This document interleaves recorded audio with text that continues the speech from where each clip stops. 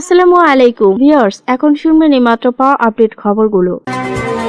Vote ডাকাতির ষড়যন্ত্রের বিরুদ্ধে সজাগ থাকতে হবে জানিয়েছেন তারেক রহমান। হ্যাঁ, ভোটের প্রার্থী আপনি, আমি, আমরা সবাই জানিয়েছেন আলী রিয়াজ। ভারতকে যাদের বন্ধু মনে করি তারাই হিন্দুদের জায়গা দখল করেছে জানিয়েছেন ডাক্তার তাহের। বিপুল ভোটে জিততে 10 দলীয় জোট সরকার গঠন করবে জানিয়েছেন নাহিদ ইসলাম।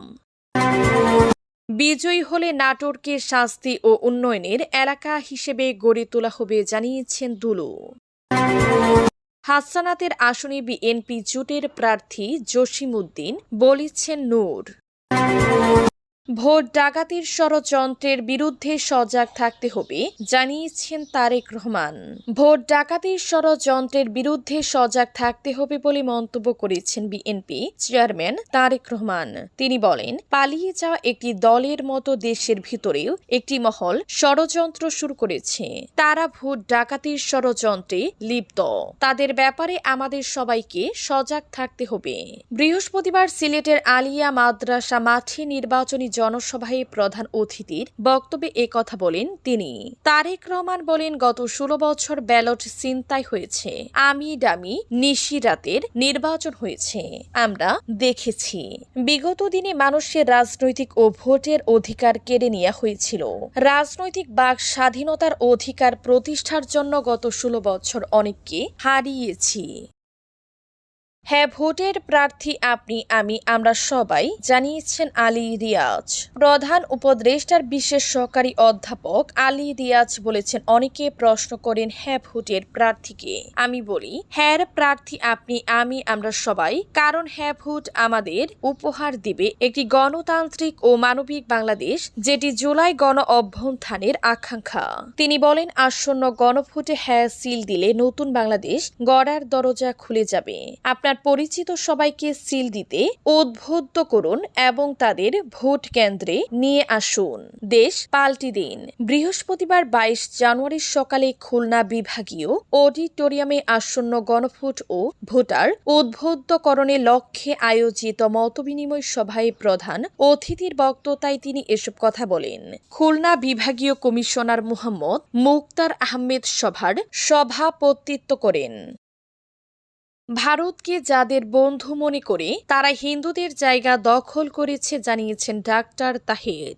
ভারত যাদের বন্ধু মনে করে তারাই হিন্দুদের জায়গা দখল করেছে বলে মন্তব্য করেছেন জামায়াত ইসলামের কেন্দ্রীয় নায়েবে আমির ডাক্তার সৈয়দ আব্দুল্লাহ মুহাম্মদ তাহের। বৃহস্পতিবার কুমিল্লার 14 গ্রাম উপজেলার কালিয়াপুর ইউনিয়নের ছুপুয়া এলাকায় 13শ জাতীয় সংসদ নির্বাচনে দড়িপাল্লা প্রতীক ও হ্যাঁ ভোটের প্রথম সমাবেশ প্রধান অতিথির বক্তব্যে এক কথা বলেন। তিনি বলেন, ভারতের আনন্দবাজার পত্রিকায় প্রকাশিত সংবাদ প্রচার করেছে আমাদের প্রতিশ্রুতি দলের প্রধান ভারতের সঙ্গে 3টি শর্তে চুক্তি করেছে।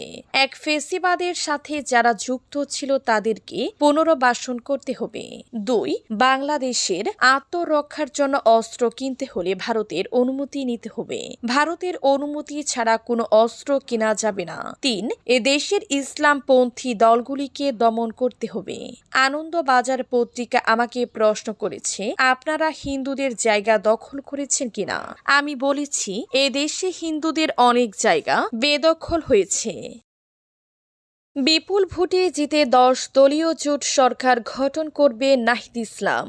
10 দলীয় জোট বিপুল ভোটে জয়ী হয়ে সরকার গঠন করবে বলে মন্তব্য করেছেন জাতীয় নাগরিক পার্টি এনসিপি আহ্বায়ক নাহিদ ইসলাম। তিনি জোটের পক্ষ থেকে ঢাকা 11 আসনের সংসদ সদস্য প্রার্থী। বৃহস্পতিবার দুপুরে ঢাকা বিশ্ববিদ্যালয় ডাবি ক্যাম্পাসে 3 নেতার মাঝার এবং শহীদ শরীফ ওসমান বিন হাদির কবরে শ্রদ্ধা, দোয়া ও মোনাজাত শেষে সাংবাদিকদের সঙ্গে আলাপকালে এ দাবি করেন তিনি।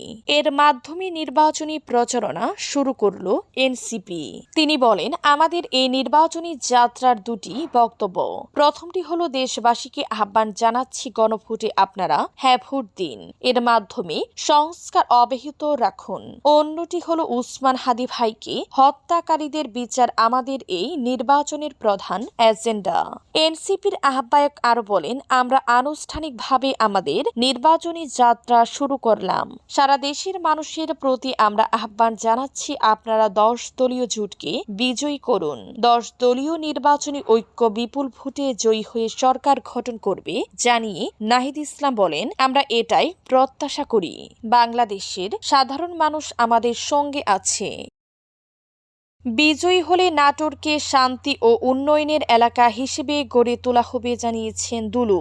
নতুন নাটোর, নতুন আশা, এই স্লোগান সামনে রেখে বিএনপির কেন্দ্রীয় নেতা ও সাবেক মন্ত্রী নাটোর 2 আসনের বিএনপি মনোনীত ধানের শীষের প্রার্থী অ্যাডভোকেট এম রহুল কুদ্দুস তালুকদার দুলু বৃহস্পতিবার সকালে নাটোর সদর উপজেলার ছাতুনি ভাটপাড়া গ্রাম থেকে আনুষ্ঠানিকভাবে নির্বাচনী প্রচারণা শুরু করেছেন। প্রচারণার উদ্বোধনী বক্তব্যে দুলু বলেন, গত 20 বছর ধরে নাটোর সন্ত্রাস ও দুঃশাসনের শিকার হয়েছে। বিএনপি ক্ষমতায় এলে নাটোরকে শান্তি ও উন্নয়নের জনপদ হিসেবে প্রতিষ্ঠা করা হবে।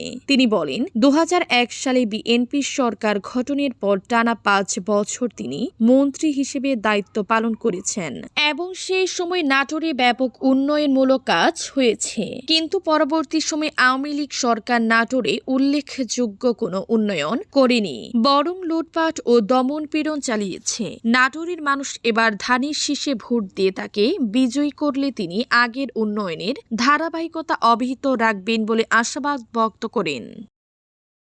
হাসানাতের আসনে বিএনপি জোটের প্রার্থী জসিমউদ্দিন জানিয়েছেন নূর। আসন্ন ত্রয়োদশ জাতীয় সংসদ নির্বাচনে কুমিল্লা 4 দেবিদ্বার আসনে বিএনপি মনোনীত প্রার্থী ইঞ্জিনিয়ার মঞ্জুরুল আহসান মুন্সির মনোনয়ন নির্বাচন কমিশন কর্তৃক বাতিল এবং হাইকোর্টে রিট খারিজ হওয়ায় এই আসনে বিএনপির কোনো প্রার্থী থাকছে না। ফলে গণ অধিকার পরিষদের প্রার্থী জসিমউদ্দিন বিএনপি জোটের হয়ে নির্বাচনে প্রতিদ্বন্দ্বিতা করবেন। গণ অধিকার পরিষদের সভাপতি এবং পটুয়াখালী 3 গলাচিপা দশমিনা আসনে বিএনপি জোট প্রার্থী নুরুল হক নূর বিষয়টি নিশ্চিত করেছেন। তিনি জানান, জোটগত সিদ্ধান্ত অনুযায়ী কুমিল্লা 4 আসনে জসিমউদ্দিন বিএনপি জোটের প্রার্থী হিসেবে নির্বাচন করবেন।